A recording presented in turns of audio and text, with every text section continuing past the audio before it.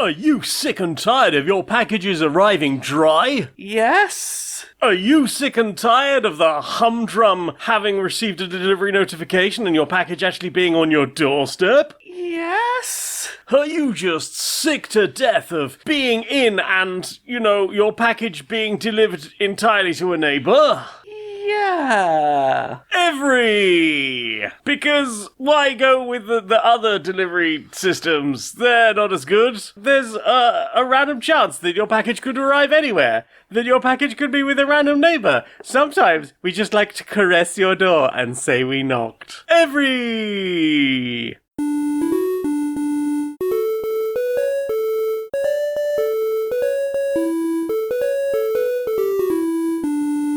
Greetings, strangers, queer and pleasant. I'm not Laura Kate Magnetdale. And I'm not Jane Aerith Magnetdale, and welcome to another episode of Queer and Pleasant Strangers. It's a podcast where two queer trans women, that's us, we're wifey types, we do all sorts of silly voices and skits and have a sort of catch-up on media we've enjoyed in the week.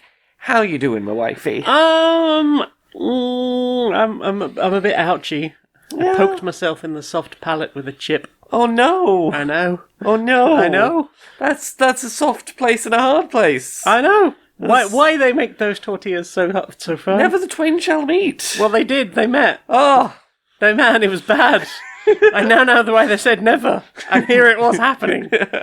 Yeah, you're back. You're back from your convenzione. I'm back. I'm back indeed. I wasn't sure whether I was going to be back in time for recording last week, and even if I was going to be very sleepy, so... And very socialed out. Indeed, it had been a couple of days of many social, but good social. It was all video game accessibility. Apart from some of the boys. It was all good. It was all good.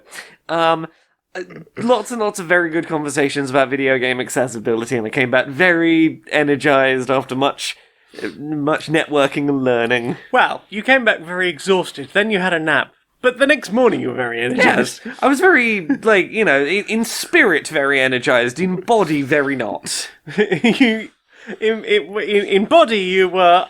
I did want to eat these nuggies, but now I am too sleepy. I did fall asleep halfway through a plate of nuggies. But you know what I didn't fall asleep halfway through, probably? Stuff we've played this last couple of weeks. What you been playing recently? We probably start off the thing we've been doing most recently. We've been playing some of the new Vampire Survivors update. We have. There's a new free update called the Laboratory update that's just came out the day before we recorded this. One new stage, maybe two new stages if you count the bonus stage. Bonus. Bonus. And a couple of new characters, a couple of new weapons, a couple of new things. How are you finding it? I have not unlocked all the thing in there because I haven't gone through all of the emergency room stuff, emergency meeting stuff. The Among Us content. Yes, because we'd done that all on your Switch, I think. We did that in co-op mode, which is a great way to do it. So I'm sort of doing a bit of that and jumping in and doing the laboratory stuff as that was new. I'm similarly doing the same kind of thing in that I'm going back through and doing the last free update that just dropped when I had work stuff going on, which is the space level with the little laser gun. Yes. And have you upgraded the gun yet? I've upgraded the gun. It's pretty fun. Fun gun. Yeah, but you've played around a little in this new content. Yeah, fascinating. It's got chains. It's got a lever you can pull to make train happen. Make train happen. Yeah, you can make train happen on demand. I love it when train happen. Yeah, it's very good. Initially, I was like, "Oh, I don't want to go down there." I know it's sensible not to go onto the tracks. That's not a smart place to be. Mm-hmm. And indeed, it wasn't for my enemies. It's And the bit that's not on the track is sort of fascinating to weave your way around and then sort of carefully not stand on the cursed seals and hit levers and get random rewards. It's a winding corridor full of rooms that have random rewards in them, running alongside a train track that you can make the train go along. Mm-hmm. It's a fun little combo of things. I won't say much about the bonus stage, if you've not found that yet. Not yet. It uses some of the same assets, but in a completely mechanically novel way for Vampire Survivors. It's a fascinating, weird little bonus stage they have made. I look forward to it. I enjoy it a lot. New characters. I Yeah. understand we've got Santa now.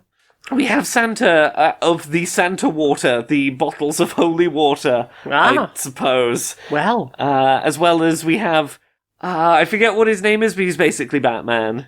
Oh yes, that was from the last update. It's I think it's like Robert Batman or something. Something like that. I apologise. I'm playing both the updates at once, so some of it's a muddle. Yes, It's the man who has a bat. The man who is not Robert Pattinson as the man bat. Yeah. Mm-hmm. It's Vampire Survivors. It's still great. They keep adding more to it. Indeed. I appreciate that. At some point very soon, there is a Contra DLC happening, and that is curious. More guns, I suppose that'll mean. Yes, I'm sure Pugnalia will be very happy with that. Exciting times, but yeah, I enjoy Vampire Survivors, and it's been nice to pick it up again. Because for all the love I have had for many other Vampire Derivers over the last year, I think that still I have a huge amount of love for the original. There's something very special about Vampire Survivors that I keep coming back to. Yeah. What about you? What else have you played? Oh, where to even start? Let's... 2 weeks ago. I could start 2 weeks ago. I'm gonna start with the one I played very recently because I got very excited about it. I got to play about 5 hours of Hades 2. You did? Because they would do that game was like, hey, we're doing a technical test to like help find bugs and stuff. You can sign up and show your interest, and like if you get randomly selected on Steam, you can just play the opening area of the game for a while. And I did, and it's gotten me very hyped. So the original Hades, top-down action roguelike where you play as Zagreus, son of Hades, basically trying to fight your way out of the underworld to find your mother Persephone up on the surface of the earth. Mm-hmm. And you do so with the help of many of the gods of Olympus, sending sort of boons down to help you, which creates your little randomized builds. And it's a very fun game with a lot of hot gods, an interesting narrative, and very fun weapons and a lot of creative build synergies to mess around with. Mm-hmm. And Hades 2 so far seems to be more of the same in many regards, and I think that's great. I'm honestly not disappointed that it's largely Hades, but more of that with a few things different and a few things tweaked. And a different main character. Yeah, the new main character seems to be Zagreus' younger sister. Without delving too much into what was there in the plot, your quest this time seems to be to go defeat the Titan Kronos, who is time itself. Surely there must be time. One of my favourite things about this technical test is a really stupid thing. Whenever you die in the original Hades, you get like a narrated bit of dialogue about your death. And this technical test had, I think, unique dialogue for every time you died that was referencing, like, you know, it was talking about, like, Kronos and time being inevitable in a way that made sense narratively, but it was also clearly poking fun at, yeah, you can't see more of the game right now, it's not out yet, you're gonna have to wait for early access. Yes. Like, this is as much as you get to see for now. And I was like, okay, that's fun. Yes. And then if you beat the final boss 5 times, it's like, that's it, you have done enough testing, thank you very much, you may leave. Yeah, you get to go back to the hub, but it's like, no, you can't go back in there anymore. I'm like, okay. Oh, okay. I wanted a little bit more. Yeah. They've said the game is going into early access very soon. I don't know if that's like a day, a week, or a month or more. I want it now. It's good. 6 years. But yeah, the things that are different. If you've played the first Hades, the main differences that I've seen so far is there's new weapon types available, and those new weapons feel pretty distinct, and there's a few overarching combat mechanics that help with that. In the first Hades, you had these sort of casts that were like your sort of ranged magic you could throw no matter what weapon you had equipped, but you had like, usually I think you started with 3 of them, and it's like, you throw your 3 casts, and if you want them back, you have to wait for them to finish doing their thing and then go pick them back up off the floor and throw them again. Now, you can eternally throw ranged magic stuff no matter what your build is. As long as you've got the mana for it. Well, you can throw the basic type without any kind of, magic. So that's the other thing. There is a magic system. I'll get to the magic system in a minute. But your basic, I'm just mashing the, what used to be, the special button, you can now just, spam throwing, your basic projectiles. Okay. There is also a magic meter now, which can be used for a couple of different things. For both your regular and special attack, you can hold down the button and use up a chunk of magic meter to do some kind of special attack. For the spear, for example, you could hold down the regular attack to fire magic, in a big line forward and backward from where you're aiming. With the daggers, they're a very close-range weapon, and you can hold the attack button down and use some meter up to basically slow down time and dash into close melee range, and sort of, zip between enemies a little sort of ninja-esque. You can cast a big circle of magic on the floor that will do things like hold enemies in place and attack them over time and might do other things. And there's utility that uses that magic meter on other kinds of abilities you can get off of the gods. So, one of them I remember is if you sprint a second or two into sprinting, it'll use up some magic meter to do an explosion somewhere behind you, and lots of things that this meter is sort of controlling, but it's not preventing you from doing just I'm throwing my regular magic attack, which means that no matter what weapon you're using, ranged builds with melee weapons feel a lot more viable to spec into, and it feels like there's a lot more boons being offered by the gods to make throwing ranged magical projectiles feel more substantial of an option. Yeah. I also really like that in the original Hades, I never felt like there was any real reason to sprint, to hold down the run button, rather than just mashing dodge, because dodge gave invincibility frames. There seems to be a bunch of new upgrades for your character that are based around, while you're in the running state rather than, mashing dash, you get certain bonuses. Running around leaves a trail of fire behind you, which will destroy projectiles that cross its path. Nice. And things that better incentivize, doing that rather than just dodging, which is nice. A lot of the stuff that feels different outside of that is things like the hub world has new stuff to be doing, there is a variety of tools, and you can only pick one tool to bring on a run with you each run, and they're for things like mining minerals, or digging up plants to get seeds to put into a farm in your little hub area. All things that feel stylistically in keeping with the first Hades, but different enough to go, this is new stuff to be thinking about. There's a lot of returning gods. Those returning gods have a lot of new abilities they're offering, and also sexy new character art that makes me very bisexual. Good bisexual character art. There are some new gods, and some of the previous gods seem to not be there. Maybe they'll show up later. We'll see. It's just more Hades with just enough change to feel like a fresh experience, and that's honestly all I wanted it to be. Yeah. It feels like they have a new story to tell, new characters to interact with, just enough changes to the mechanic set to make things feel novel, and a whole bunch of new toys to play around in the sandbox with. Enough newness that you'd not sat there going, this could have been DLC. Exactly. It's enough to go, I feel like this is a sequel and not an expansion, and I am excited about that, and I just want to keep playing it now. Give it back to me, give it back to me. It was fun. I had they get you the first taste is free. Honestly, it was a good first taste. I'd have been in it regardless, but they do have me hooked now. They did get me. So that's the thing I played, and I'm excited to play more of.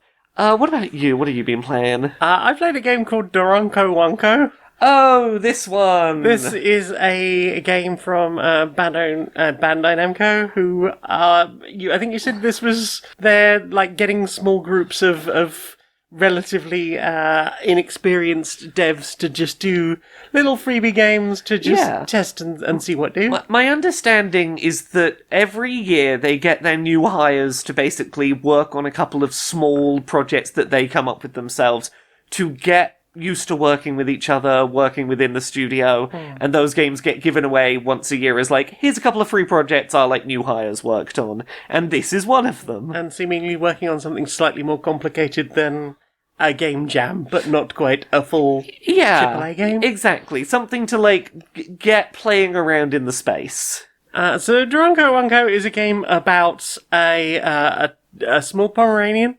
They have been left unsupervised, which is to say, two members of the family have gone out, and Mum has fallen asleep at the kitchen counter. And now this Pomeranian is like, I do not like clean. I would like to make some mess, please. So they being all muddy, go and roll all over the carpet, and then the more mess you make, you might start to uncover, like, secret dog face images that will only appear if you make certain bits of wall or floor a mess. There is a room that you can find quite early on, and the whole thing there is, hey, you're going to need to find 12 secret dog faces in order to unlock this. There's, like, little missions to do, like, get a specific amount of things dirty, or do a certain amount of mess, or get a certain combo of stuff, use eat an orange for the first time. Okay. And then, like, as you're exploring around the level, you'll find different things. Like, initially you start covered in mud, but later on you might, like, go into the kitchen and find a bottle of wine and knock it over, and that gets purple everywhere, so you can roll in that, and now the mess you're leaving behind is purple instead of brown. There's a whole point where you've started to find balloons, and as you pop them, they go all different colours, so you can do that. There's a train. If you find all the wheels, you can put the wheels back on the train and get the train going, and it will leave a progressively shifting trail of colour behind it, and that's how I got neon pink, and I was very happy about that. Yeah. There's a whole thing with different outfits you can get, like you can get cute little hats or cute little bow ties, things like that. But also there's the like back accessories, like I got some little angel wings that I had for a while. But also later on you will, just by virtue of having created enough mess and unlocked enough things, just get a little machine gun that just fires mud constantly off of your back. So you're just wandering around the house like, now I can hit things much higher up the walls than I could before. Chaos. Oh yeah, I've heard it described as single-player Splatoon. Okay, yeah, I can vibe with that. There's like little missions where you're like doing specific things, and that might unlock something else. Like at one point, there's a bunch of candles, and as you start to make mess on the floor near the candles, you realise that there's like a magic circle on the floor. Ooh. And then, having like uncovered the whole circle, the candles will sort of light, and that will allow something else to happen later on. So magical mess sigils. If you create enough mess, there will be a giant something that appears within that summoning circle later on. We'll not do spoilers.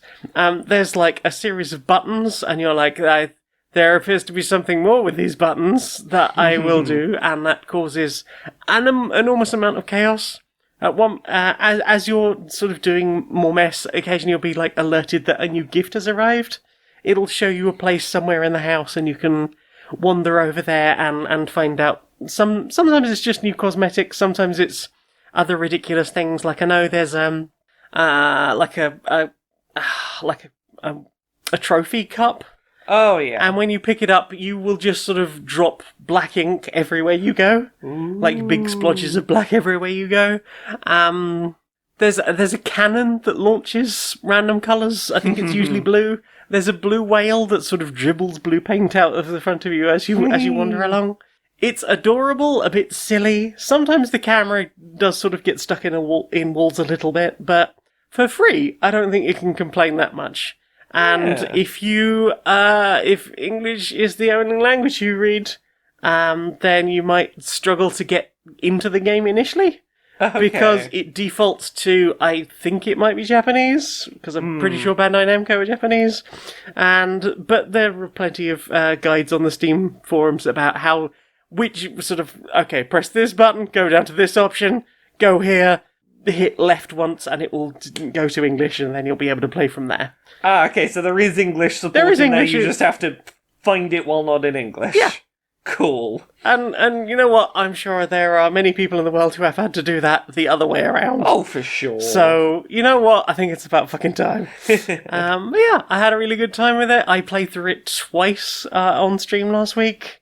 And then like a little bit after stream, and managed to get the last couple of milestones, and yeah, I had a really good time with it. It was very silly. It was good fun, and as I said, for free, you can't really complain. Yeah. Yeah, that was Daronko Wanko, and I initially picked it up because I saw Wanko, and I am a child. So I mean, that's the first I was aware of that game was someone on social media going, "Ha Wanko." have you seen the Wanko dog? Well, yeah, it's a fun, silly time.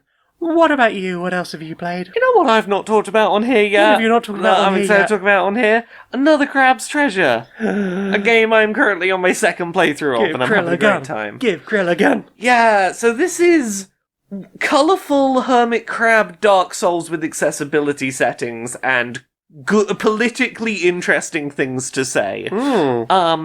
At its core, this is a kind of lightish weight in terms of like complexity and length, Dark Souls-esque game where you were playing as a little hermit crab who was living in a little tide pool, no one was bothering you, you had your quiet little life, and a loan shark comes up to you and goes, "Hey, did you know taxes exist? I'm taking your home," and steals your shell. Rude. And you go on a quest that starts as, "I would like my shell back, it's quite a nice shell, I like it quite a lot," and grows into a quest about environmentalism and the evils of humanity and the capitalism and ultimately the sin that is apathy in the face of others' suffering. But it's a silly little crab game. You go and hit things with a little fork. Bang, bang, bang. Yeah, little crab. A little Yoshi jump with a... Yeah, because you're underwater, you can kick your legs to sort of swim in the water a little bit to sort of float jump. Yeah. While you're under the water, and that's adorable. And you got a little sriracha bottle lid. Yeah, so there's a whole bunch of trash under the water that you can use. Basically, you can wear trash as shells. It offers you defensive options. You can use it to be sort of like a shield for parrying. But also there's an upgrade you can get later where you can stick these things on the end of your fork to turn your fork into a hammer. So I did a lot of the game with like sriracha bottle lid on a fork to be a big sort of pickaxe. Hammer time. But all of these shells come with like, you know, they have like a weight value that will change how your dodge roll works, but generally they have defensive stats, but they also give you a magical ability of some kind. That might be something like spin on the sriracha bottle nozzle like a little Beyblade, or wear a fizzy drink bottle and shoot bubbles that sort of target to the nearest enemy, and you go play a little Dark Souls under the water, trying to get your shell back.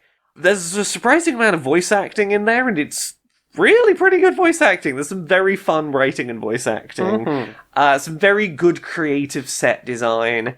I appreciate that most of the bosses you fight are like voiced characters you get to meet and understand their motivations before you fight them, rather than just the Dark Souls method of, that's a big scary fucking thing, I guess I'm fighting it. Well, you walk through that hazy wall now. Yeah, there's generally a lot more like direct narrative context to a lot of the combat, and while the combat is pretty tricky, there's a bunch of accessibility settings that let you tweak really granular things like game speed, shell durability, enemy damage, you know, whether you drop your microplastics on death, your parry and dodge timing invincibility, window of safety, Your ability to ensure your favourite shell. Yeah, that's not in the accessibility settings, but it's a really nice thing. You can just go to an NPC and pay some money to go, I like this shell, whenever I die I'd like to start runs with this shell still. There's other things to like, there's a lot of stuff you can do to like make the gear you like stick around longer and be more reliably available. One thing I didn't know on my first playthrough of this game, which I'm discovering playing it through a second time, there are a pretty high number of hidden secret bosses that are completely missable. I kind of saw you doing one of these last night on stream. I found one on stream the other night that, without getting too spoilery as to how I found it, was a bunch of sea creatures trapped in like a metal cage. Oh no. And you're not actually trying to defeat the sea creatures. The metal cage is like, there's green string tying it shut, and you're trying to like break the string to let them out, but because it's a bunch Sonic ending. but because it's a bunch of like scared creatures in there that like can't really see what's going on from all the other creatures they're Lashing stuck out in in with. panic. Yeah, there's like pincers and tentacles that have gotten out of the cage that are like thrashing around. And there are like hooks in the air you can use to sort of like hook shot yourself onto the top of the cage to try and break some of the string. It was a really interesting mechanical idea for a boss fight. I found one that was a mantis shrimp, the kind that like punch so fast it boils the water. Yeah. That had like an entire level up mechanic that I never found in my first playthrough for taking the magic abilities you get when you beat bosses and leveling them up so that they can be separately independently leveled up in a mechanic that is completely optional and I never found. I am excited to see what more there is in this that I missed in my first playthrough. Nice. There is a surprising amount if you want to go digging around off the beaten path. But also, you can just give this tiny little hermit crab a full-on human-sized gun that's like 50 times bigger than it to run around one-hit shotting enemies, including bosses, and it's great. Yeah. It's a charming little game. I love it so much. I just love that it's in just, settings, okay, scrolls to the bottom, give Krill a gun. Tick. Give Krill a gun. Give Krill a gun. Yeah, I am having so much fun playing through this a second time. It's a charming little game. I'm really happy it exists and that it is as good as it is. Yeah. What about you? You played anything else this last couple of weeks? We played a board game. We did. We played a big ass board game. Are we talking about the one we played this past weekend? Oh yeah, I was going to talk about Anachrony. Yeah, one of those board games that is a daunting fucking learn. Yeah, for people that are aware of this sort of thing, it's rated a 4.02 weight on Board Game Geek. For board game out of 5. For board game people, I'll put it this way, and you've probably played a board game like this if you're a big board game person. It's one of those ones where the learn of the game requires you to learn a lot of iconography before you've had a chance to understand what the goal is and how any of this coalesces into a game. Mm-hmm. And once you understand all that iconography, you start playing and you're like, oh, this is actually a very simple game with very clear iconography on the board. But up front, it's a lot of things to take on board before you really can conceptualize what's happening. Yeah. It's one of those. By comparison, I think War of the Rings 2nd edition, which we've talked about before, is a 4.12 or 4.18, something like that. So only marginally more difficult. But in spite of that, the manual is better written to the point where if I genuinely need to look something up, I can look it up. Yes. And find it and understand it. Tiles have numbers on them and you can just look the number up. Yep, there's like a whole appendix at the back of the manual, so we just go, oh yeah, I want to know exactly what this does. You can look up what all of the victory conditions do, all of the buildings. You can look up all the special abilities of each individual character, of each faction. The special abilities if you're playing on the asymmetric sides of the boards, which we did not do for our first game. It's surprisingly user-friendly for such a initial learn. Yeah.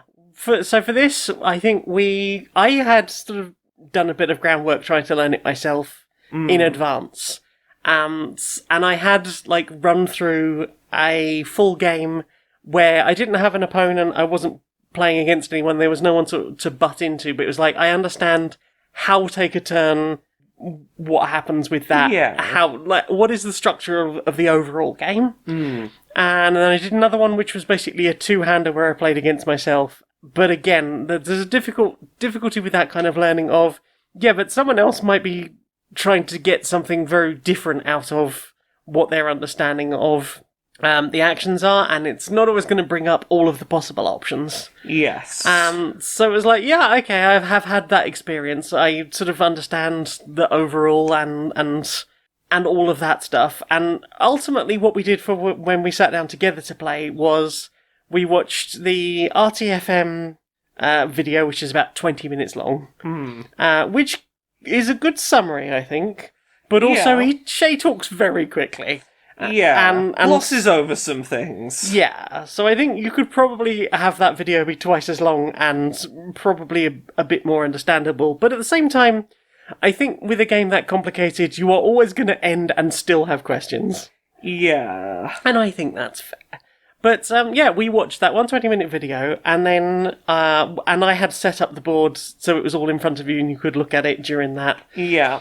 And then you went through, like, a few of your questions. Yeah, I had like 15 minutes of clarifying questions. Yeah, but by virtue of between the manual and what I had already learned, we were able to get through that quite quickly. So we should probably explain what this game is about. So this is a game the story of the game is basically that at some point in the past, there was a meteorite that crashed into the Earth, and it caused a huge amount of destruction. But there was this cool mineral they found in the remains of the rubble, and they decided to make a bunch of statues out of it. They built the statues, they unveiled the statues, and on that day, there's a huge sort of portal that opens through time, and they are suddenly made aware of the fact that there is going to be another impact, or technically the same impact, but it turns out that the material that was thrown back through time that caused the first impact is actually the same meteorite crashing into the Earth, but because it's time travel nonsense mineral that's happening, it's now also going to happen again in the future, but be way more destructive. So now you know exactly how prepared you need to be, and you have a limited amount of time. And the main structure of the game is you have 4 rounds to get set up. Then the meteorite is going to hit, and then you have up to 3 rounds to try and evacuate people from the capital city. Basically, you're going to try and make it as appealing as possible to come back to your particular area. Each faction has 2 different leaders in the base game.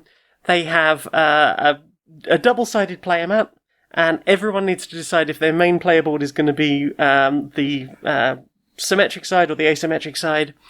And then you also have like a little sideboard, which has 2 different evacuation conditions and 2 different possible setups for what your starting resources are going to be. And the structure is very much, you've got people, they're either awake or asleep.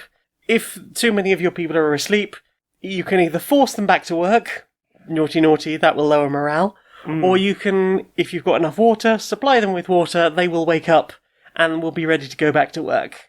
But there's all sorts of dangerous stuff out there in the main board in the capital city, so you're going to need to get into these cool mechs. Yeah, and if you have whatever edition of the game we have, you have little plastic mechs that you put your worker inside the plastic mech to go on their little worker placement journey. Yeah. Because this game is worker placement / tableau building. The developer would like everyone to know very much so that it is a tableau building game and not so much about worker placement. It is a worker placement. You are doing worker placement in order to build your tableau. Yes. The worker placement is serving the aim of tableau building. Exactly. You're going to the mines, you're doing mining. If you send an engineer, they love mining, they'll come back from that wide awake. They won't need to go to bed afterwards. Oh, if you send a paperwork doing person to hire new staff, you could hire a genius that is a sort of wild card worker. Yeah. And there's various bonuses you can get in different worker places. But you're mining stuff from mines, and then maybe you're doing some building. The buildings are obviously going to give you more things on your tableau.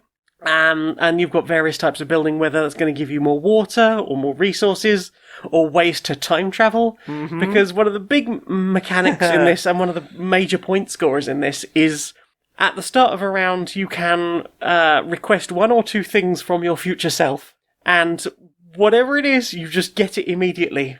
But then you're putting these tiles down on the timeline. At some point in the future, it would behoove you to build a time machine and send that resource back to yourself. Yes. Which means you're getting rid of it, you're taking that tile off of the timeline, and you're basically pushing your time travel scoring track up, which is a nice one for the end of the game. But the more of these tiles you have left on each section of the timeline, if you have more than another player, or equal, you're going to be rolling this a paradox dice, which will give you 0, 1, or 2 paradoxes. And if you get 3 paradoxes, you get an anomaly. An anomaly is just, they will score you negative points at the end of the game, and they will block up your tableau, so you won't be able to build stuff. And there is a lot more to it. It is very, very deep, and I think learning it is way less complicated than a lot of games, but I think to come up with a suitable strategy is going to take way longer. Yeah. And even then, with the base version of the game has like a good couple of extra modules that you can fuck about with to add complexity, add differences. Like we've already talked about the asymmetric faction options, the multiple leaders. There's a timeline variant where you can, like, depending on how many things you put down and where they go down, when you're requesting things from the future, you might get double the stuff or some kind of negative in some other way. And then there's tons of fucking expansions for it that add all sorts of extra stuff.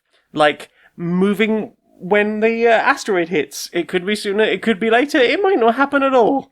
Which means that you'll never get to evacuate. So if you've been working towards the evacuation goal and potentially tons of points via that, you might just be in trouble. So you might be encouraging the end of the world because of that, I guess. Yeah. Or at least the end of the capital city. But yeah, it's a fascinating game, and I look forward to playing more of it, especially now that we've got over the initial teach. Yeah. Because this, again, like, similar sort of depth as War of the Ring. Our first game of War of the Ring, including learning it, took 6 hours. A good 3 or 4 hours of that were learning and crying. Yes, we watched the same videos several times. We watched strategy videos for how to play our individual factions because we still didn't really understand. And with this, I think we spent like a total of like 35 minutes on the teach, and then an hour and a half on the game. You know, there were a couple of minutes in the first playthrough where I misunderstood how a thing worked and had a, like, I thought I understood what was going on. You still beat me though. I did, but But I could have beaten you way more. you were very nice and allowed me to wind back when I was like, oh, I spent the last, like, 2 turns doing this because I thought this is how this worked. I mean, it's a lot to learn, and there is a lot to sort of hold in there. But I think generally it is pretty intuitive compared to the War of the Ring Second Edition. Is just a really badly written manual. Yes, it's very deep. It doesn't show enough examples, and it's not. It's a more complicated thing than it needs to be, and the text is way smaller. But that was Anachrony, and very much enjoyed that. What else have you played? I can talk about at least one more thing I played. I have started playing through a game that I'd been interested in for a while, but hadn't properly sat down with. Kaichu, the kaiju dating sim. So, the gist of this is that you are playing as basically big pink Godzilla. Excellent. Trying to date all sorts of other big creatures in part dating sim, part destroying world monuments. Hey babe, can I pick you up for a coffee and maybe the destruction of the Eiffel Tower? Exactly. So it's maybe like half an hour to do a playthrough, and there's like several in there to do.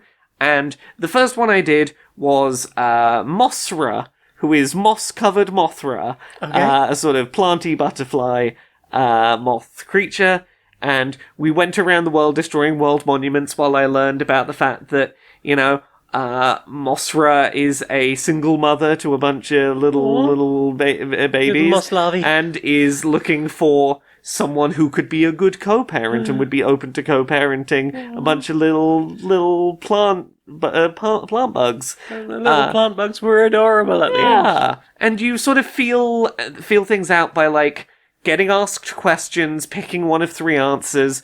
If, like, depending on whether, like, your answer is, like, neutrally received very positively or very negatively, will depend on how much destruction the 2 of you together excitedly do to the monument.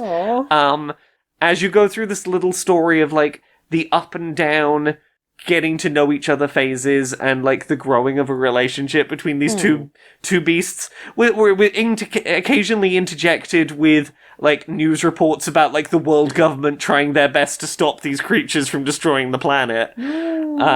Like, at one point they send because nothing else has worked in this first story, the US government sent a giant robot entirely there not to fight us, but to be a large enough thing to try and ruin the relationship by trying to sow seeds of doubt between us. Oh no! And we had to answer the questions right to be like, yeah, no, we're better than this, to then beat up the giant robot. Yeah.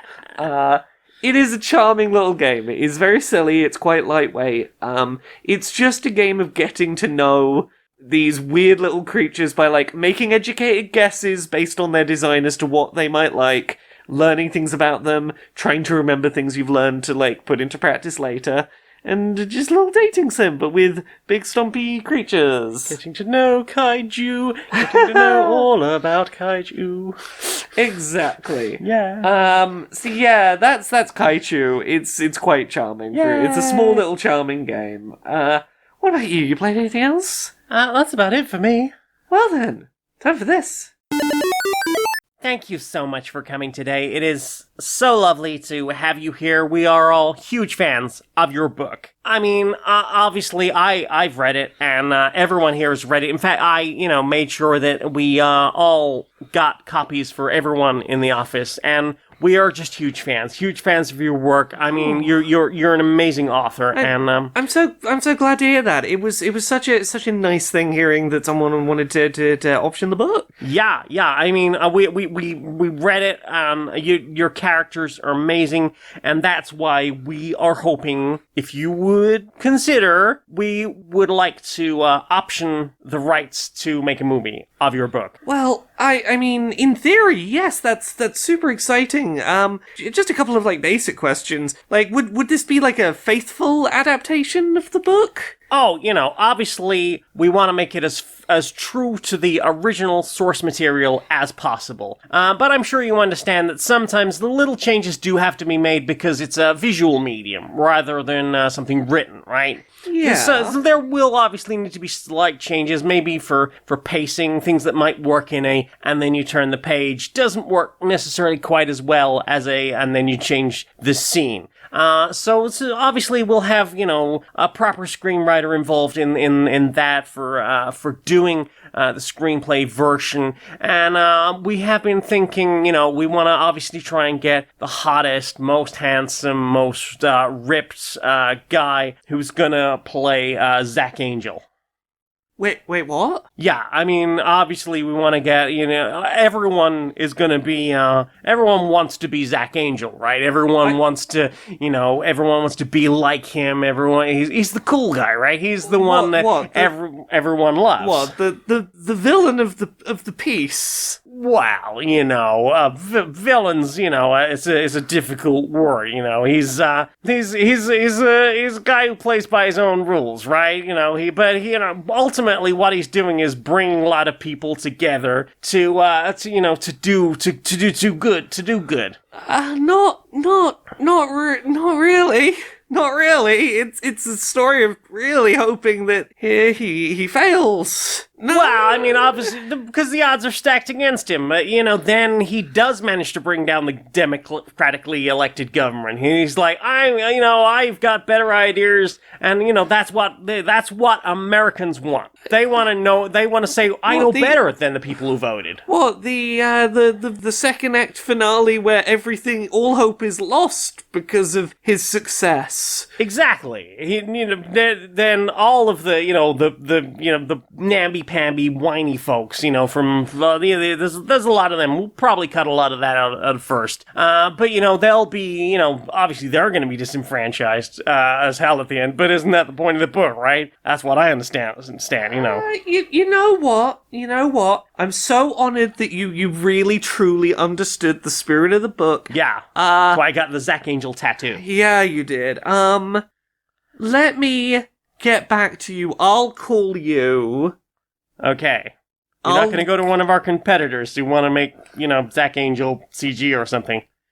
So he gets the proper sized pecs. I'll call you. Okay. We get first dibs on the pecs though, right? Don't call me. Right, you ready for the big match tonight? Yeah, so I'm thinking I'll do a grapple and then we'll do a swing on you, and then in the third act I'm gonna nearly fall out of that ring, but I'm going to be holding onto the top ropes and doing the thing where I do the kicky legs and then I'm going to flip back in. Yeah. I'm a bit nervous about the match still, because, like, Right. look, I'm going to be honest. I'm not convinced this wrestling crowd is going to be ready for my feed my enemy a crepe to take control of their mind gimmick. I'm not sure it's gonna they're gonna follow me on that one. It'll be great. We've already stored the little gas cooker thing under the ring, and you got your cast iron, and you've treated that cast iron properly. You didn't submerge that in water at all. Not at all. No. And I mean, look, I guess there have been weirder things in wrestling. There was Bobby Two Toes with his wrestling gimmick where he was going to pin you down with just his two toes. That was the entire hold was done with the two toes.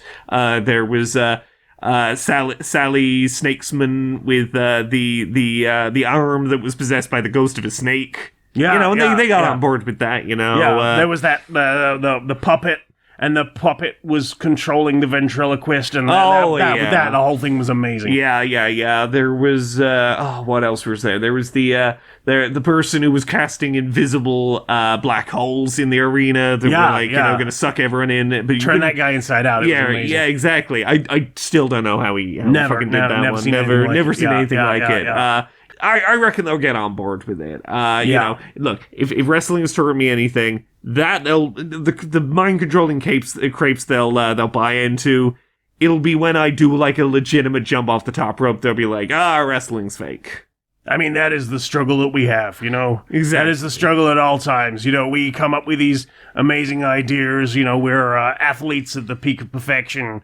We have to be so aware of our safety while doing these amazing stunts and flips and everything else. And people will believe a mind control crepe, but as soon as you do that triple flip off the top rope and then just jam a crepe in somebody's ear, then that's just too far for them. Yeah, the flip, that was the line too far. Yeah, that's where this isn't a real sport. Yeah. Right, let me go finish prepping my crepes. Sounds like a plan, Cake. So, what have you put in your eyes? I could probably talk about GA Conf a Tell bit. us about a conference. Yeah, GA Conf, the Game Accessibility Conference, took place in person in London the other week, but it also was broadcast live with BSL interpreting and Discord where you could chat and network and socialise with people live during the talks, which is real good. 2 days of really, really interesting talks that I took a lot of stuff away from. Most of these talks are should be available online to go watch if any of them sound interesting to you. So, there was a talk about the game Disney Illusion Island. Really interesting talk about this side-scrolling platform game. The thing I took away from it was a lot of the design thought that went into making that game accessible was around designing for approachability for a wide range of players because, Mickey Mouse is a well-known, well-recognized brand that has a lot of, child and older people, will want to engage with. It's important to be accessible to them. And how that led, designing something that could be played by children and old people naturally led into conversations about designing accessibility for disabled players as well. Yeah. And that led into a lot of really interesting conversations over those 2 days about, how close Nintendo could be to getting it with accessibility. Because, so much of this talk felt like it mirrored the way that Nintendo in the DS and Wii era was looking at approachability on the grounds of age and familiarity with game conventions, the conventions of how games are designed. And it's such a small step to go from that to accessibility. Really interesting talk. A lot of really interesting specifics about how they made that game accessible, and a theme that's repeated throughout the 2 days of talks that I really appreciated that sort of started with this one is developers who had been praised about the accessibility in their games who were doing talks acknowledging the places where they missed the mark, the things they still need to work on, the things they'd have done differently, and not shying away and sort of going, yes, we made a game and people said it was accessible, so it was perfect and there was nothing to learn from this.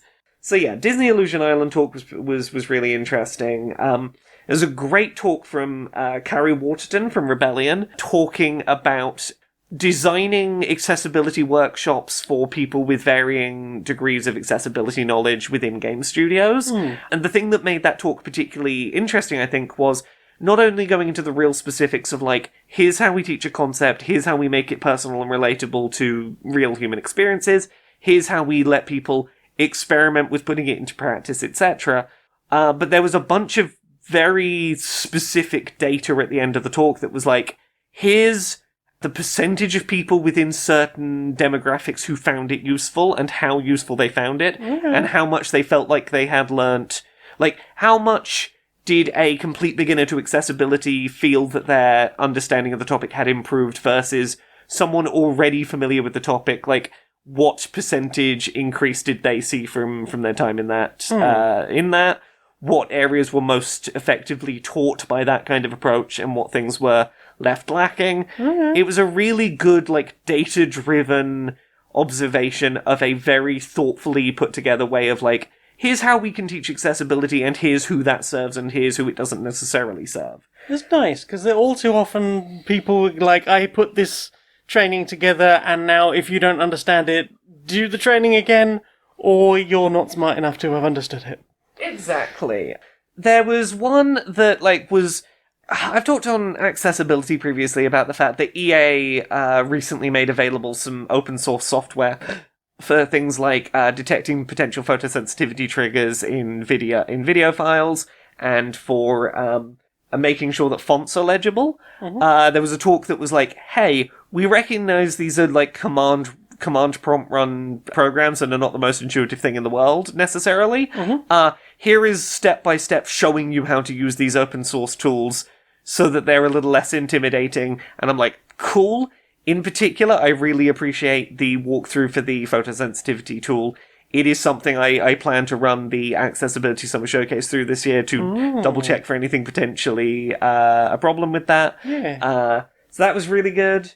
There was a good talk from the Sea of Thieves developers about their audio aim assist and working to implement that. There was a talk called Bloody Cheats about the history of cheating in video games and its sort of overlap with accessibility and the impact of trying to stop cheating devices like the Cronus Zen and the impact that has on disabled players. Topic I have been talking about a lot recently. It was really nice to see a different take on that same topic. There's a really lovely one called The Never-Ending Story, The Tale of Accessibility Champions, that used the hero's journey, specifically as it applies to the film The Never-Ending Story, to talk about the emotional arc that can happen when trying to get into and do good work in the accessibility space. The uphill climb to get, to fight for features you want to see implemented, the sort of swamp of despair, as it were, of your moments of, I fought for this thing for so long and it just got cut because of a budget or something, and the building back up and coming back around to your sort of crescendo. It was a very nice talk. It was a talk that had a lot of good practical advice for not feeling emotionally drained by accessibility work, which is really nice. I can't go through every talk that happened because, gosh, there were so many really good talks. A couple of other ones. Are there any recordings of any of them anywhere? These are all up. I don't know if they've been uploaded as individual videos yet, but I know that they were streamed on YouTube, and if you search GA Conf, you can find the live stream of day 1 and the live stream of day 2, which are watchable even if they haven't yet uploaded the individual talks by themselves. There was a talk by The Wobbly Gamer, who is a gamer that has, among other conditions, a vision condition that they talk about in some depth and their journey with getting into accessibility. And it was a really, really good talk in terms of balancing education and personal experience.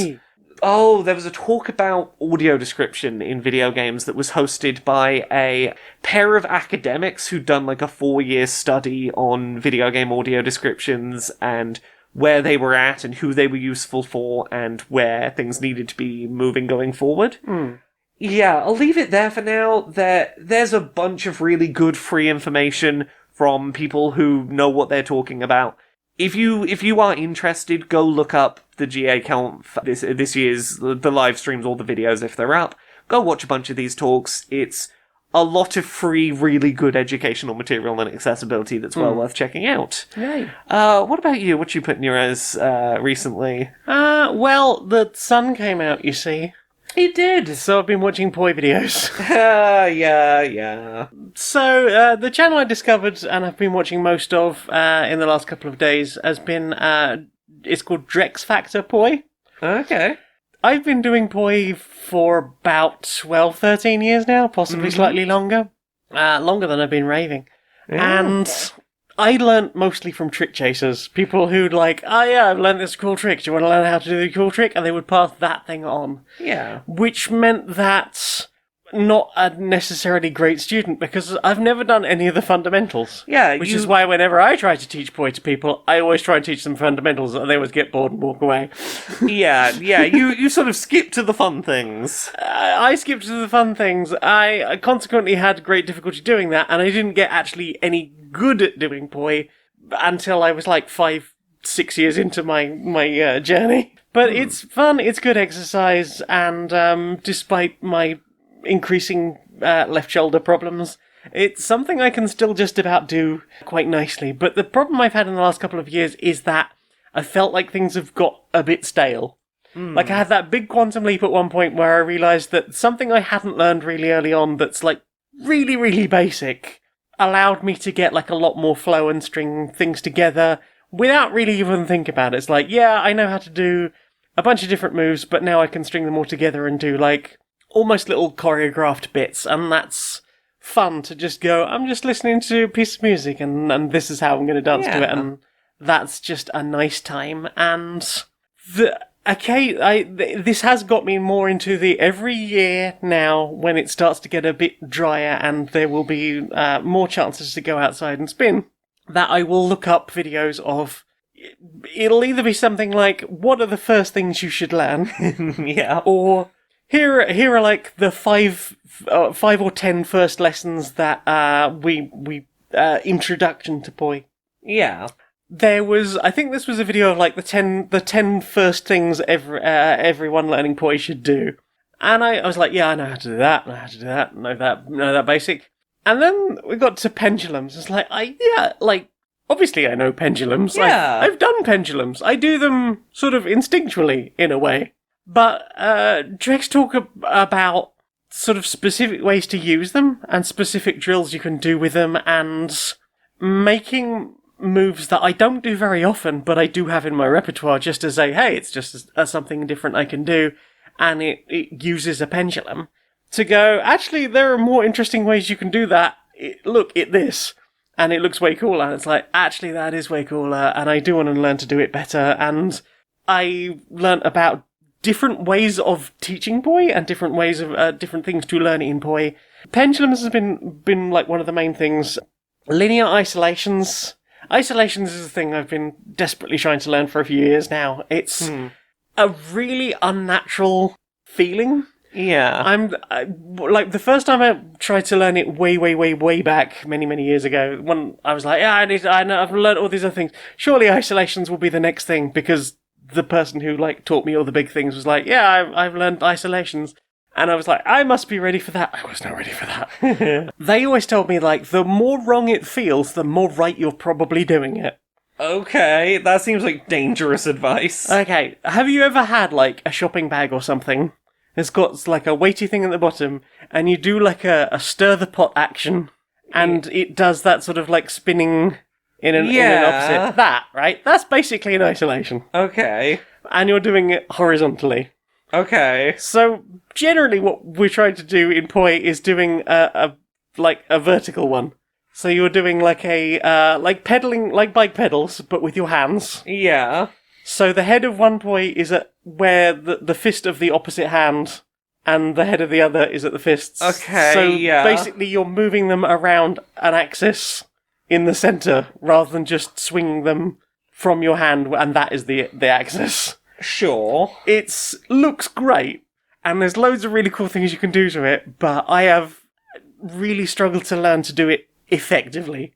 I can do it for like a couple of rotations, but I have always wanted to sort of get to a point where I'm comfortable enough that I can do it for a bit longer and in like other ways while doing other things. Yeah. So I now have like a bunch of exercises for learning how to do that. One of which involves holding one arm up and then just sort of trying to spin one point around that arm. And like it's getting in the way because this is where the center of rotation is supposed to be. So you will either get used to that very, very quickly, or you will smack yourself in the face with a boy. Oh. And that, to be honest, is how I have learned most of my moves. I will hurt myself until I get good enough that I stop hurting myself. And then I will look very cool doing one thing or another. Yay! And I will feel good about it. But, yeah, I have learnt not only more interesting ways to teach people, so hopefully they won't just wander off and maybe never pick up boy again, which is always disappointing. Because it's something I really love and I want to share with people. I'm like, I just want to show you, so you understand some basics, so that, like, when this is finished between the two of us, and I've shown you a couple of actual moves, that you will go home and go, okay, I'll do some of the boring shit. And then also, like, get really good at all of the things. You're trying to do the thing that you were like, oh, I was bored by this, but I now have hindsight to see why I should have done it. No, this is more a sort of like I learned this move and I learned buzzsaw and I learned butterfly and I learned like a tic tac, and eventually after lots of fucking work I learned a 3-beat weave and I felt very cool about that. But like it was all like I am firmly planted in one position and I can do this one thing. If I move, it doesn't work. I can't do it backwards and I have to like completely reposition to do like the reverse version of that move. Yeah. To go from that to, because I've learnt some of these other basics, like I think I think it's called a tuck turn, but I've recently seen something else described as a tuck turn that wasn't that. That helped me start to learn to move and turn and actually dance with it, rather than just going, I do this move, I can also do this move, I can do this move, I can do this move again. Oh, and I could do this move that doesn't really come up very often. Because I learnt from trick chasers, and that's kind of what they spent most of their time at my place doing. Yeah. They would turn up after a rave and go, I learnt this from a stranger and now I want to practice doing it, and they spend most of the next day learning how to do a move, and I would then eventually learn that move, or something close to it. And then they'd go away. Meanwhile, they'd be doing all sorts of cool stuff because they had learnt all the other stuff that they'd never bothered teaching me. Yeah. And it wasn't until like one afternoon I learnt a thing from having gone back and doing some basics and looking through my basic Joy of Poi, I think it's called, learning book. I learnt a bunch of cool stuff, or really basic stuff, and it was just the thing that clicked in my head and went, oh, actually, I can really just throw this all around me and do sorts of hand-independent stuff and feel cool as fuck. And I think that night I spent something like 6 hours, like the sun had gone down when I finished spinning that day. Like, I was very sore the next day. Yeah. But I felt very accomplished and like I had made a huge change. And I think occasionally going back and going, what did I maybe miss as something, what something might try and teach in a first day of, hey, we're going to teach you a new skill and you've come to a workshop sort of thing. Yeah. Yeah, I've got some new lessons that I am excited to do some really dull drilling. But hopefully we'll learn a bunch of new things from that and also finally get down isolations. I'm very excited for get out, do more poi exercise before my left shoulder just completely gives up the ghost and I can't do it anymore. As while I am, the term is not yet disabled, but I am disabled, just not in that way yet. Not yet too disabled in that way. Yeah, what about you? What else have you put in your eyes? I have been doing a lot of, like, work and travel and waiting around for work appoints. A lot of TikTok. It's been a lot of rewatching stuff I've already seen. It's been a lot of rewatch stuff. I've been rewatching The Owl House. In the background while like getting on with work stuff, because it's just good, wholesome background info that suddenly gets very dramatic. Yes. So we've talked about, I'm sure we've talked about the Owl House on here absolutely before. talked about Owl House. Yeah, I was like, that's guaranteed in the time we've been doing this show. The Owl House is a Disney animated show that lasted for a couple of seasons about a girl who very clearly has ADHD, who is meant to be going to basically learn to conform and be normal summer camp.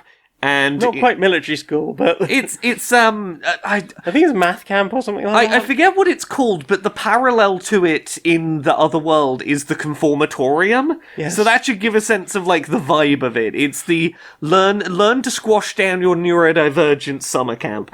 And instead, she wanders through a door in a cabin in the woods and ends up in a magical world where magic is real, and goes to live with woman who is like, I refuse to be governed by the systems of dominance in this world that demand I only do one magic. I'm gonna sell human stuff I find and be a crazy old lady in the woods. And sometimes I turn into a giant monster bird. Just a little bit. And this human's sort of journey to be like, I'm just not gonna go to conforming camp and instead gonna learn how to do magic while not having a magic bile sack on my heart. I'm gonna learn a system of doing magic my own way and then maybe deal with the consequences of having run off to another world. I'm going to do academic magic as opposed to natural talent or Yeah. ability born by some, a sack, as you say. Yeah. A magic bladder.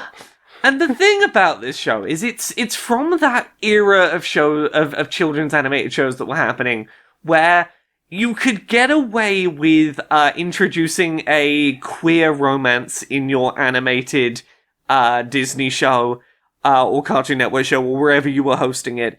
But you did so under the understanding you were going to get cancelled real fucking fast after you do it. Steven Universe had that problem with the gay wedding episode with Ruby and Sapphire. This is end of season 1. There is a queer romance, which honestly I respect the hell out of the fact that like this show leans as well as it does into its bisexual protagonist and sort of making that canon and saying the word bisexual in a show about an animated show with a young lead. But because of that, season 2, like halfway through season 2, it becomes very apparent, like, okay, yeah, the show creator got like, you can see the point where, like, the show creator got told that romance has become too canonical.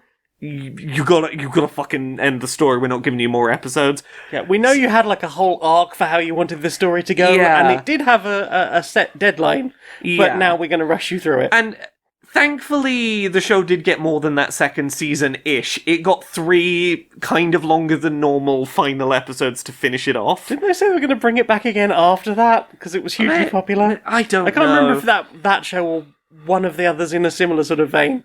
But I swear something happened recently where it was like, oh yeah, we made you rush the end. We didn't give you quite the ending you were going to get. We threatened to cut your budget. We threatened all these other things. But now we've realised that it's hugely popular and it was a huge money spinner. So we bring it back. It might not be that. It might be Amphibia. It might be Amphibia, maybe. I don't think it's Owl House, but it's in that vein. But in my rewatch that I've been doing, I've just reached the point where, like, shit hits the fan and suddenly all the plot is happening all the time. You get, like, maybe 15 episodes into season 2, and then it's 6 episodes of straight plot, a dramatic cliffhanger, game plot, and 3 final episodes. And honestly, there's a lot of shows that have had to do the rushed, sort of get to their conclusion in this vein. This is one of the better handled ones in terms of not feeling rushed. It just feels like a dramatic, like an escalation of pace that doesn't show the signs of being rushed so much. I feel like they got just enough heads up that they managed to plan around it. That, I think, definitely helps. The other thing, I was thinking a lot about this compared to, say, Steven Universe, and the problem is, Steven Universe ran for considerably longer before it had the suddenly, you have to wrap it up. Steven Universe had a lot more plot lines it had opened that it needed to find time to close, whereas The Owl House hadn't been running for as long and hadn't had as long to branch out before knowing it had to sort of funnel itself back in again, which I think helps. In many ways, I think that adds to the whole, oh, these are just kids that are doing their best in the face of just overwhelming odds. Yeah. Without going into too much depth, I was watching an episode today that really hammered that point home, where there was a conversation between one of the younger characters and one of the older characters that basically boiled down to, like, why won't you let me help with the plan? Because there is no plan. The adults in the room have no fucking idea what we're doing. We didn't bring you in on the plan because we didn't want you to know that we don't know what to do. And We're trying to shield you a little bit from the... we were trying to find some way to keep you safe because, like, we didn't want to have to tell you the reality is it looks like the world's going to end and we don't have a fucking plan. Like, that show really, really gets going in season 2 in ways that, like, feel very respectful of the audience. It is a show that, like, trusts its audience to be able to handle a lot, and I think it's a better show for it. The Owl House is so good. Oh yeah.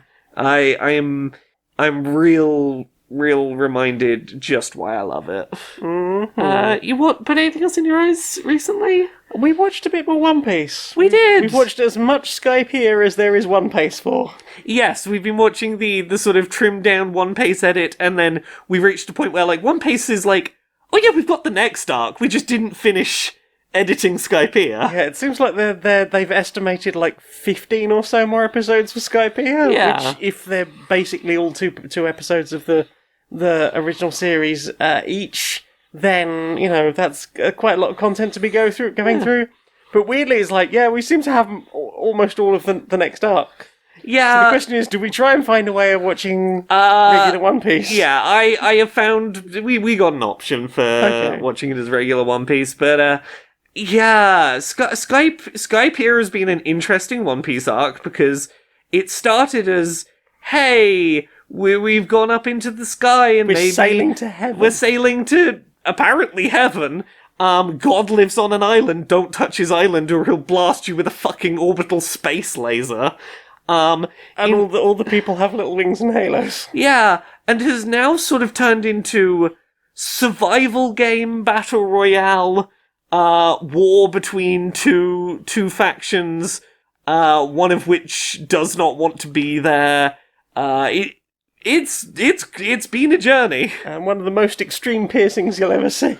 Oh, that piercing sure is a thing. I feel like we have sort of jumped ahead and maybe predicted where the final fight of Skypiea is and arc's going to go, because that sure seems to be a big antagonist who can do lightning, and our hero sure is a boy made of rubber, it seems. That feels like it would be a stalemate. I'm curious how a fight between them go. Whomst can say? I'm very... Maybe that's why they've held off in, like, putting them together for so long. I'm very curious to see what them fighting will be like. I mean, meanwhile, we've got so much other fighting going on. We've got the two high-pitched voice angels fighting on the ship. Yes. With former god and, I can't remember her name, the map girl. Oh, yeah. Nami? Yeah. Yeah, I remember things. Yeah. Still gearing back into all the names of all the characters. Yeah. Chopper's been having a whole thing with somebody who throws swamp clouds. Yep. The thing I found most interesting about Skypiea that we've just been getting to, and, like, this aired long enough ago, I think it's alright for us to talk, like, vaguely about plot things. I'm really intrigued by, Robin, the character that's there to, like, translate the ancient glyphs and is interested in all the history stuff. Our latest addition. Yeah, latest addition to the crew. He has found a bunch of ruins that seem to refer to, like, hey, back down on the surface, back down at the water where we were, there's 100 years of history that just, like, no books cover. No one talks about what happened in this 100 years. Oh, shit. But on this island up in the sky, there sure does seem to be some documentation of that 100 years. And this island in the sky also seems to have, like, technology to a degree. They call them dials, but they can be, like, oh, this one functions as a motor and this one functions as a heater. And I'm now wondering, like, did technology... Is this secretly post-apocalyptic? I'm wondering if this is, like, technology was created and the world government didn't like the idea of, like, oh, this would open up people having power to, like, overthrow us. What if we get rid of all the technology and, like, erase the records technology ever existed? Back to pre-industrial. Yeah, a pre-industrial civilization might be easier to control if only the government has technology. Because we've seen little things like the radio snails. Yes. So, like, the idea that technology could exist has been floated, but doesn't seem to exist anywhere, other than really the government having access to it. So, I'm very curious if that's what's going on with the dials up in the sky. Maybe. I guess we'll find out eventually. Yeah. Continuing to chug along at one piece. Oh, yeah. Slowly one-piecing. Yeah, slowly sailing along. Yeah. You wish anything else? That's about it for me. Well then, time for this. Hey, Laura. Yes? We've got a new sponsor. Who's our new sponsor? Well, do you sometimes get an email and it's just not the right time? Oh god, I'm having a rough day. This email's gonna require thought and stress, and no thank you. You've already got a lot on. Maybe you've already had the bad email that you couldn't manage that day. Exactly. I don't have the time in my life today to think about this thing. I would really rather, like, deal with this thing some other time. Well, you're in luck. That's where this week's sponsor comes in. This week's sponsor is nottoday.lol.net. Okay. It's an app where you register your moods, and it'll delay difficult emails until a good day and time when they're more manageable. Okay. So see this, right? We've got an email from the landlord saying they want to up the rent again, despite not having fixed any of the problems for the last n number of years. Yeah.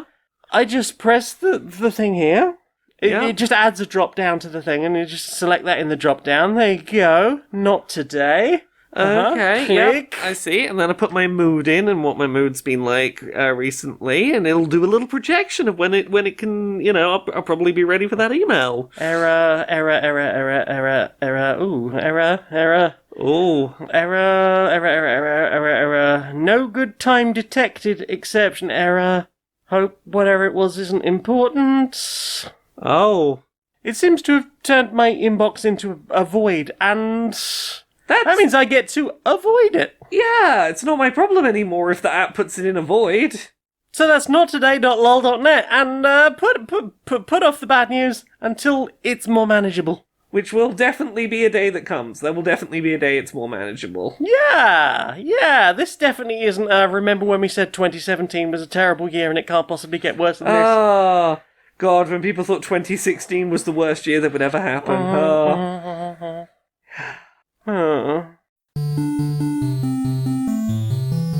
Inside the boardroom of Supremacy Software. Hi. So, how's business? Good. Business is good. We do have to consider all of the debt we acquired recently. Debt? That's not fun. That's the bit where it's not money. Yeah, well, we said we would like more money. Yeah. And the easiest way it seemed to get more money was to acquire more company. Yeah. You remember the old name before we had to change it? Yeah. Legal? Because we had acquired so many names and we just jammed them all together, and it started to sound actually like other things that we can't actually say anymore. So we were supposed to get a bunch of investment.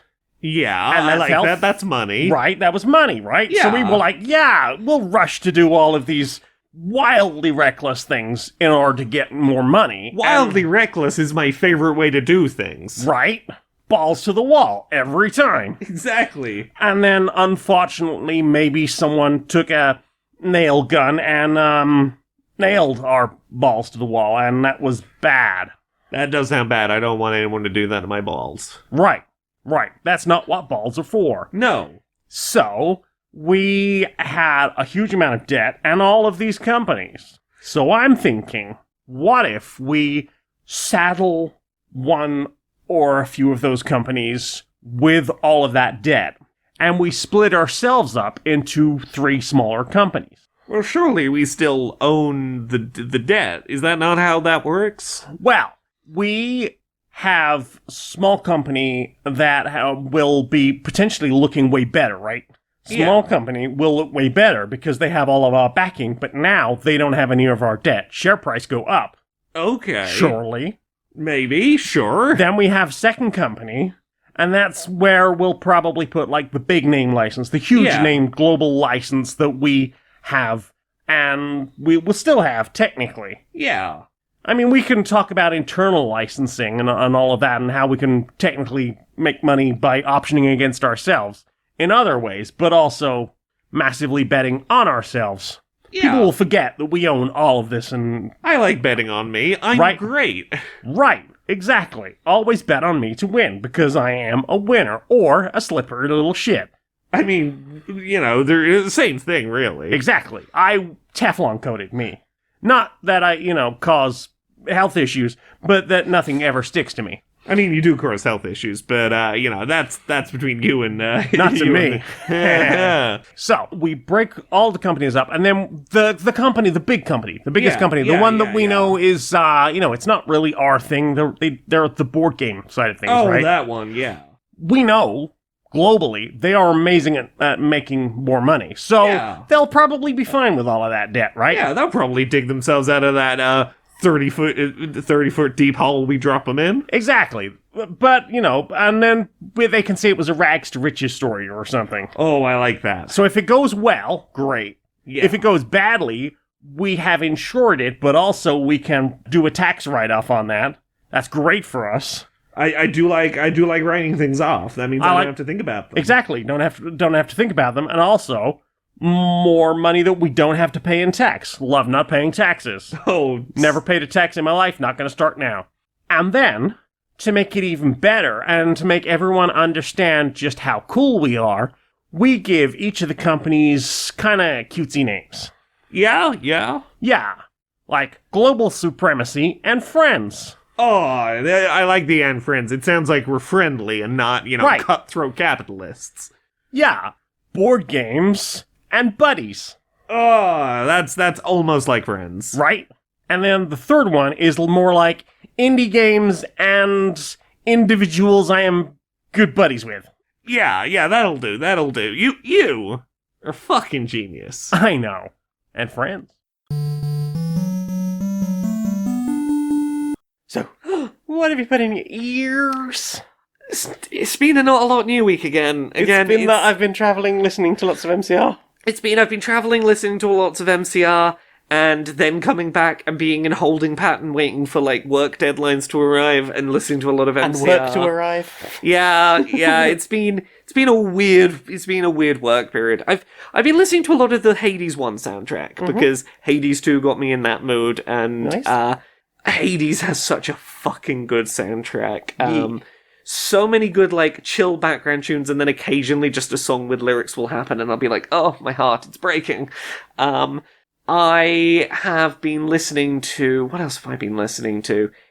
It's mainly just been listening to a lot of the weird B-side MCR tracks, because I've been travelling and that's my good comfort tunes. Your conventional weapons and such. Yeah, your conventional weapons, your that untitled track that appeared in the live recording from Life on the Murder Scene, that kind of jazz. What about you? Have you been listening to much? Haven't had a huge amount of time for listening to much. I made some music. I made your theme tune and some news music. Yeah, music, the little jingles for Control Alt Access, which the first episode will probably be up by the time you hear this. You should tell people about Control Alt Access. It's a podcast they can listen to or they can watch. Yeah, it is a podcast that's available as either video or audio, where myself and fellow accessibility in video games creator Arevia talk about video games we've been playing from an explicitly accessibility-focused perspective. We talk about news from the last couple of weeks, accessibility-wise. We get things in from the listeners. So hey, we'll pose a question, and then if you want to answer that, you might be in the next episode. And then if you watch the video version on YouTube, you can see gameplay of the things we're talking about, and see us on camera having the conversation while we talk about the video games. Being cool and having cool backgrounds and lovely artwork. Yeah, so Control Alt Access is going to be every other Thursday. It's going up. At the start, it's this first 3 weeks we've got 3 back-to-back episodes because we're doing a little episode 1.5 next week that is live from GA Conf because we were both in the same place at the same time, despite me being in the UK and Arevia being in Norway. We happened to be in the same place at the same time, right around when GA Conf was happening. So, it had to happen, right? So we recorded a half-hour discussion going real in depth on day 1 of GA Conf.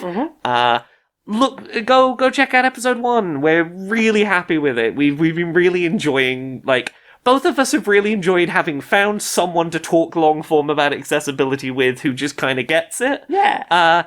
So yeah, episode 1 is up now. There'll be an episode 1.5 next week, episode 2 the week after that, and then it'll be every other week. Hell yeah. So yeah, you made music for that, and it's cool jingles, and Yay. I like them a lot. The only other thing I've really listened to is, I have caught up a little bit on Dice Funk.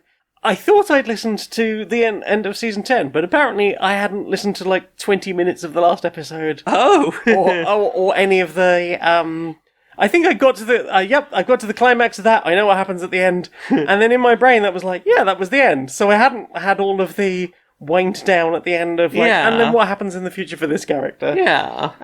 So I caught up with that. I've listened through the first post-season breakdown and I'm most of the way through the second post-season breakdown. Yeah. For the other thing, been listening to Magnus Protocol. Yeah, we've both been listening to this horror anthology / connected narrative. It sure has settled into itself a little bit more, hasn't it? It has. There was a break in between episodes of a few weeks. I can't remember what. I think it was after. It came directly after the first Mr. Blobby episode. Yes. And since it came back, it has felt like it's hit a bit more of a stride. And I think that Mr. Bonzo one at the end of that first little batch was where it found its groove, and it has felt more like it knows what it's doing since then. Yes, it feels like it's hit that thing from the first season of the Magnus Archives, where we've gone from these are a string of unconnected horror stories to there's enough background now that we sort of know most of the players. And although I think Magnus Archives did that a little bit slower and more gently and was therefore easier to follow, Yeah. this dumped a lot on us initially, which has got way more easier to manage as we've gone slightly further on, and has now hit we know something big bad is happening, we know it is interconnected. The people who work for this government agency who are logging and cataloguing all of these horrific stories are starting to talk amongst themselves about things like, is this real? Are these things really happening? And some of those players have perhaps slightly more insight into that, and then asking that question and about whether or not that means that the government are the bad people, maybe? But also, understanding it from a point of view of having listened to Magnus Archives and then into Magnus Protocol going, how do these connect? What? Because, not to spoil the end of Magnus Archives, but big thing happen. What does that mean for the world, the universe, the wider multiverse? Existence as a whole, all things, all creation. Yeah. What that mean, and what that mean now? And although it's absolutely not going to answer most of those questions because cosmic horror, why would you? It's created just a fascinating world that I am more I need to know. I need the next episode. I need to know what happens next. But also I have all these thoughts, and I want to because I got into Magnus Archives quite late. It's been nice to sort of go, I get to see some of the red string happening and some people sort of theorising about what any of it means or what's happening or what's going on. Luckily, the Magnus Archives fan base seems to be pretty fucking chill. I've occasionally dived into, here is a thing I like. I will pop and see what the fan community like, and inevitably they're usually toxic as fuck, and I depart very quickly afterwards. But that's one of the few that I think have done a really good job of keeping shit people out. Yes. And not willing to. I don't know what it is. Seems to be intrinsically about the Magnus Archives and Magnus Protocol. but the fan base are very queer and very willing to just be like, no, fuck off, problematic bastard, immediately. Yeah. So I haven't had to deal with a lot of the shit that I have previously experienced from other communities, which has been nice. Yeah. My big takeaway so far is basically just, I'm glad we're over the bit where it felt like I was being told like a million different characters and a million different plot lines that weren't really doing anything yet, but they were just rushing to establish everything as quick as possible. Especially since from the first episode, some of those characters just haven't turned up again. Yes. I talked about it at the time that it felt kind of familiar to when the Adventure Zone finished their first campaign and felt like their second campaign had to start at the intensity and complexity level they're first finished on. Yeah. This had that problem, and I'm not going to say it's not a problem, but I've gotten to the point where it's no longer causing a problem. Yeah. It's gotten it out of its system, and where the pacing is where it kind of feels like it would healthily be now. Yeah. That initially it did feel like the train wasn't stopping, so you had to just leap on as it passed. Yeah. That opening was tough going, and I don't know how much of it is. There were a lot in that first batch that were guest written episodes. I think that is not the wisest choice. I think if you're trying to establish a new thing, particularly something that is a sequel to a beloved thing, I think find your footing with your core writers. Yeah. Like, make your opening your strong thesis statement from the people who made the first thing and who are fundamentally the core of what the second thing will be before you pepper in fan content. Yeah, like there was also a good amount of oversight, so I don't know how much of that was you're the guest writer, so you're writing the horror story or stories in the the first one. I think it's got 2 separate stories. You're writing those stories, and we're writing the wrapper for it. Like, I don't know how much of that there was, because I know they do talk in the credits about like how certain people were involved. So, because those first few episodes are heavy going. Because here's my gut feeling, and I have no proof for this, but this is my gut feeling, is because they had a lot of guest writers in those early episodes, the core writing team were like, well, what are we working on?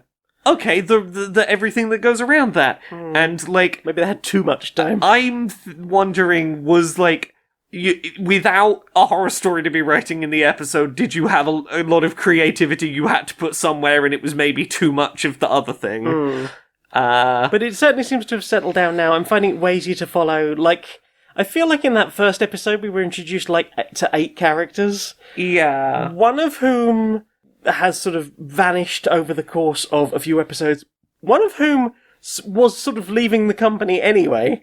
Yeah. So was like, or that was like time taken up in my brain with extra character learning that feels a bit unnecessary and a bit overwhelming. And maybe that's just my neurodivergence. You're not alone. I know we're similarly neurodivergent, but you're not alone. But it definitely does feel like it's settled down now, and I'm really appreciating it, and I am fascinated with what's coming next.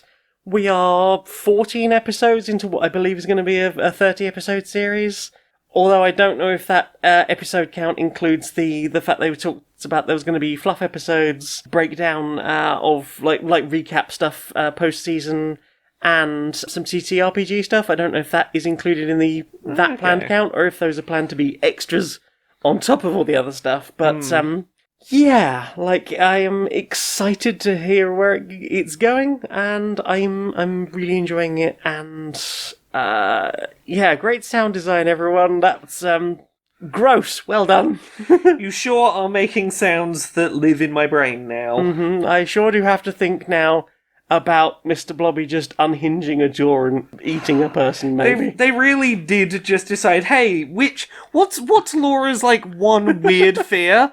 What if not only that was an episode, but that's like the season 1 overarching villain? I'm like, cool, that's great for me. Yeah, honestly, yeah. it is. It's. I'm here for it. Sometimes a little bit of personal horror is the best guide because it's the most affecting. Yeah.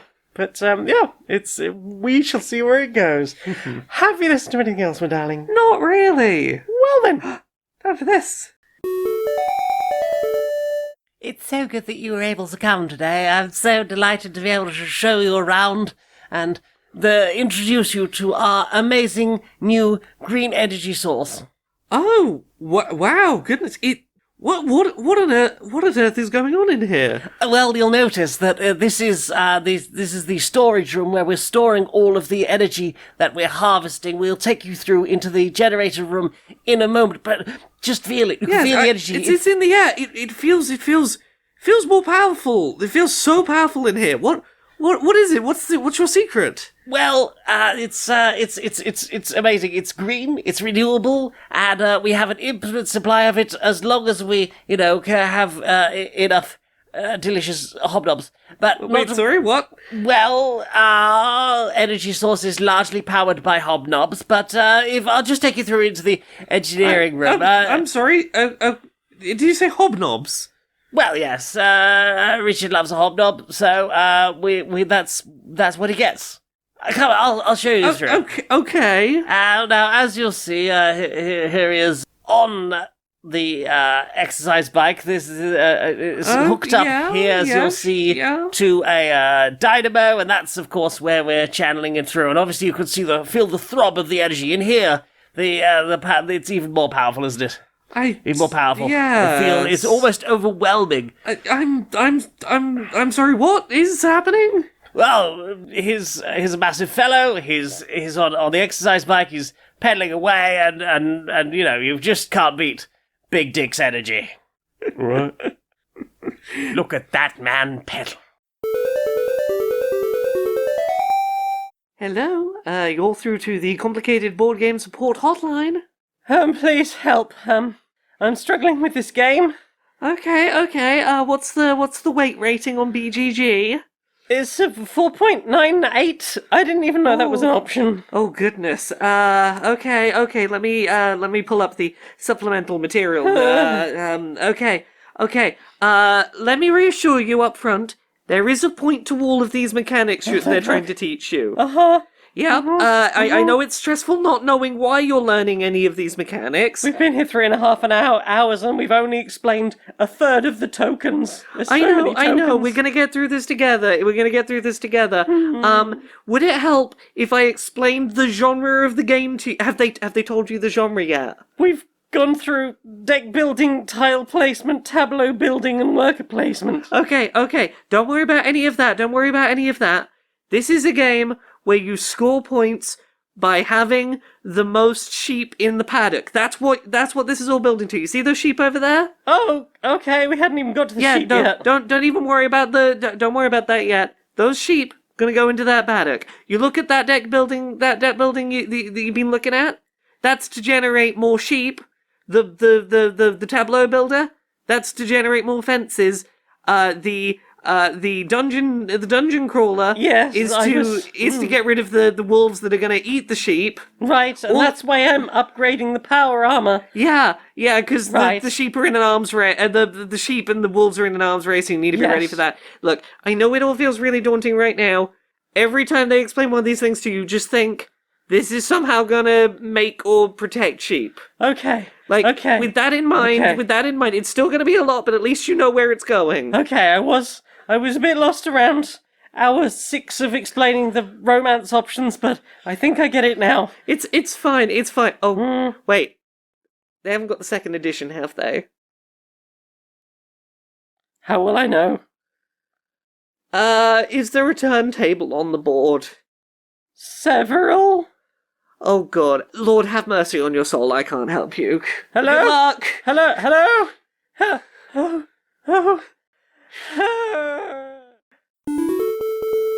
Do you know what I want to see more of? What do you want to see more of? Brochure Justice Warriors. Yeah. All right, Larry. Right, Barry. How you doing? Oh, it's doing my best, mate. It's all been a bit much, mate. It's very stressful. The world is frankly fucking terrifying at the moment. Oh, and, indeed it is. Seems like all the police powers that were being used on minorities over the past few years have been brought to bear against anyone who, frankly, wants to stand in against genocide that's being done in their name. Yeah, it's been pretty tiring, particularly watching the clampdown on university protests going on in the States at the moment. First of all, I will start with fucking good on the student protesters who have put their active shooter drill skills to good use, building makeshift barricades to keep the cops out. Yeah, it's been nice to see. Who'd have thought fucking traumatizing a generation of kids into thinking they needed to learn how to barricade a door would come back to bite the cops on the arse? Yeah, but, I'm all for cops getting their arses bitten. Oh, of course. But, yeah, it's been real frustrating watching the university protest clampdowns, particularly in the context of so many of these fucking universities have, fought tooth and nail for their right to allow fascists to speak because, freedom of speech, freedom of speech. Oh, you tried to cancel this turf who wanted to, talk about gender essentialism or eugenics or whatever, but that was absolutely fine, according to you, and, when the students in those cases, sold out all of the free tickets and then didn't turn up or walked out as soon as they started speaking, that was censorship. That was a terrible thing. And now they're literally talking about, banning students or banning students while they are at a protest. And anyone who's been identified by, having their face shown or because they've been seen talking to the press are always the first ones to be, told that they, no longer have a place. The police, in some cases, where disabled students stealing their mobility aids, destroying, property, and then when they are being kicked out, being told you have, 15 minutes to get all of your stuff. You're not allowed to call anyone. You're not allowed to go into certain areas of the campus, and you now have to, potentially. You've moved everything you own into accommodation, and you're going to have to get it all out in one go with no assistance and no ability to call anyone. Maybe the most frustrating example I saw was there was a university where their valedictorian, so like their top student of that year, gives a speech at the graduation ceremony and whatnot. Yeah, I did wonder what that was. I knew there was a speech involved. Yeah, my understanding is it's like you are like number one good example student. Right. You give a talk as everyone's graduating. For this university was someone who'd majored in, I believe it was political resistance, studying political resistance movements. This is a class they teach at this university. Yeah, they teach a class on like the history of political resistance. Right. And their top student was a student who like specialised in political resistance, who was then threatened with being kicked out of the university for taking part in a political protest, an act of political resistance. I would have said that would be an extra credit, because clearly they're putting that into practical effects. Exactly, but it's fucking frustrating to watch, and, it's important to remember the context that, like, this has happened historically, particularly in America. Protests against the Vietnam War from university students face the same kind of police crackdowns, the same kind of threats of expulsion. Yeah, but also, as far as obviously this is American history, and I'm, may not have heard it as well as I would have if I had been there or grown up around that, or even if, they weren't trying to hide any of that sort of information about the power of student bodies. But, from what I understand, a lot of why there ended up being so much resistance publicly overall to the Vietnam War was because the students were getting very strongly on fighting against it. And that helped, obviously, spark further movements and more awareness. Indeed. And one of the things that's, like, important to think about in terms of, like, why cracking down on student protests often is not a long-term good strategy if you're trying to stop, the things those students are fighting for, is, first of all, it creates images of cops trying to fucking attack, people who look young, which is never good fucking optics for the cops. B, it's youth who are, at education facilities who are, you can't go with like, oh, they don't know what they're talking about. Yeah, No, you they're can't call them uneducated. You can't call them literally there for an uneducated. education. Yeah, they're there for an education. You know, there's a lot of things that are like bad optics around, you know, handcuffing and pulling students out of education for their free speech. Yeah. That ultimately does not help your side of trying to justify a war long term. Yeah, especially in a country where they, you know, the right love to bang on about free speech and, you know, constitutional rights, so on and so forth. See, and here we are in action, seeing, you know, students, you know, exercising their free speech, saying something, they are, and then cops who are a branch of the government clamping down, and it is, in my understanding, the you know, true definitions of censorship in you know, with regards to free speech laws are about the government clamping down on you rather than, you know, say a website saying you can't spout hateful bullshit. Yeah, but it very much feels right now like the one maybe positive takeaway is that it feels like he's doing the Streisand effect right now. I don't think these university protests would have had nearly as many eyes on them if they'd just been a quiet, peaceful protest that had just sort of happened. It's only because people have tried to shut the protests down that those protests have become news and people have paid attention to the fact those protests are happening. Yeah, I mean, some of the stuff I've been hearing across TikTok, thank goodness that they haven't managed to completely destroy that yet, that, you know, there are ways that young people can communicate and get sort of live from the scene type stories out to people about, you know, the terrible things that are happening there. And obviously we're still getting a lot out of Gaza at the moment, which is obviously horrific but important to know about. And you know, I've certainly appreciated that there has been more news spread with regards to that. But, you know, I think the one I saw today, there were, I believe it was 3 students with hijabs were dragged behind some dumpsters by 3 cops who pulled their hijabs off while students filmed the thing and screamed. And obviously, part of the whole thing is that surely the filming of someone who's had their hijab removed is also a problem, but that's a whole other thing. But I understand filming the cops. Indeed. It is a real difficult line between I should not be documenting you without your hijab, but I cannot let what those cops are doing not be documented. Yeah, it's well, you know, I hope all the best for them. I hope they, you know, remain strong and, you know, these are students, and a lot of people would already argue that they had a lot of time on their hands. Well, if you kick them out of college, they're going to have even more time on their hands for such protests. It seems like there is a good amount of mutual aid going on there, so I hope that things are being held on for as much resistance as possible, and I hope this does have positive effects, and I hope that when this is all over, and I hope it is over very, very soon, that people remember this. Yeah. At least in the short term, because it certainly seems like the problem has been the colleges that had all of the, you know, protests and demonstrations about the Vietnam War are some of the same ones who have clamped down super hard on the protests about this. You're like, you should know from your own history, you institution of learning, and I'm sure, you know, I would bet that in some cases there are institutions that are clamping down right now who have a proud history of, oh yes, our students, they stood up and did the right thing about Vietnam. And, you know, I hope that there is some consequences to the hypocrisy there. Indeed. Fancy hug, mate. Oh, yeah.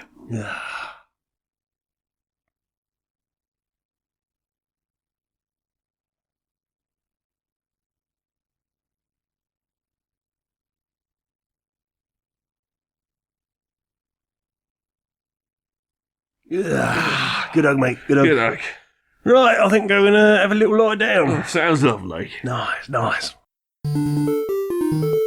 So, Laura, yes, you do things on the internet. I do. I bet people love to find those. Where can they do that? People can find those things at Laura K. Buzz pretty much everywhere on the internet. Twitter, Twitch, YouTube, TikTok, Patreon, that's the one that pays the bills. As little as $1 a month over there really helps.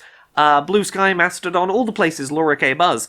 The big one, go check out the first episode of Control Alt Access. It's on YouTube at Laura K. Buzz. You can find it on TikTok at Arevia Gaming. You can find it on Apple, Google, YouTube Music, SoundCloud, Spotify. Just search Control Alt Access. You'll find it in all the places you would expect to find an audio or video podcast. What about you? Me? Well, I don't have the unified branding, but I do have a link tree. It's linkter.ee/Janiac, Janiac. You can find links to my Mastodon and my Patreon. That's patreon.com/stonedmonkeyradio. For as little as $1 a month, you can help me justify all of the lack of sleep. You can find the music I make and the t-shirts I design and the things I write and anything else I happen to do, I will end up linking there eventually. I recently appeared on an episode of Humans Tolerant News, so you can go check that out. There are Humans Tolerant News on Spreaker. I'm also in a one-shot recently on Dice Funk. Yeah, you are. I got to be a little Bulbasaur in a Pokemon one-shot on the Dice Funk channel. Overthrowing Silphco because they dare to make Master Balls, the ultimate tool of oppression of Pokemon. Yeah. So we had a fun adventure, and maybe only a little bit of terrifying nonsense from very powerful Pokemon. Yeah. Who can say what would happen when a Trubbish and a Porygon and a Bulbasaur, who are part of the Poke Resistance, break into Silphco? Check it out. We had a great laugh. We did. Thank you, Austin, for letting me break your carefully crafted, unique rule system for this in a way that was fun. You can do the thing as long as you can resolve it by the time it gets back to your turn. Okay. Panic. Go, go, go! Yeah, it was a lot of fun. Go check that out. But yeah, I think that's everything from me. So Laura, Yeah? will you sing us out, please, darling? Until next time, be a stranger.